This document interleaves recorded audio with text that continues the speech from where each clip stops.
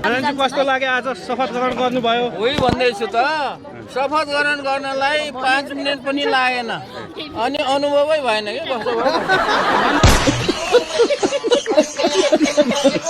बालनको पहिलो निर्णय चाहिँ केपी ओलीलाई पक्राउ गर्ने हो?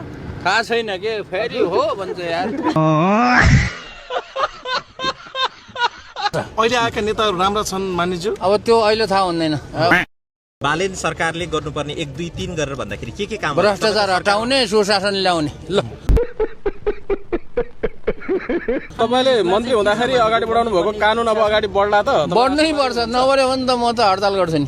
मेरो खराब पानी छ, मेरो खराब पानी छ, मेरो खराब। फेरि शिक्षा मन्त्रीमा चाहिँ चर्चामा छ के हो? थाहा छैन, चर्चा मैले सुन्दिनँ। अधुरो सपनालाई पुरा गर्न मन्त्री नै हुनुपर्छ भन्ने छैन। नमन्त्री भए पनि काम हुन्छ।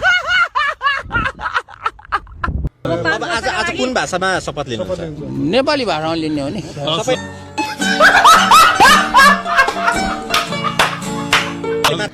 के भिन्नता पाउनुभयो? यहाँ त पहिला मन्त्री परिषदमै तपाईँ कार्य सुरु भएकै छैन, काम सुरु भएकै छैन अनि आदिवासीका लागि तपाईँ यहाँको भूमिका के रहनेछ संसदमा? भूमिका चाहिँ सांसदको रहनेछ। ल यो रहर छैन। कसरी हेर्नु भएको छ? त्यो दिमाग नभएकोहरूले आरोप लगाउने हो क्या। मलाई थाहा छैन, भगवान् पशुपतिनाथ लगाएर सोध्नु। मेरो खराब पानी छ, मेरो खराब पानी। महावीर पुललाई मानिन्ज्यू तपाईँलाई चाहिँ पदको लोभी पापी भनेकै आरोप लाए। जसलाई चाहिँ पदको लोभै छैन त्यसलाई लोभी पापी भन्नेको मुख चाहिँ दिमाग चाहिँ सडेको।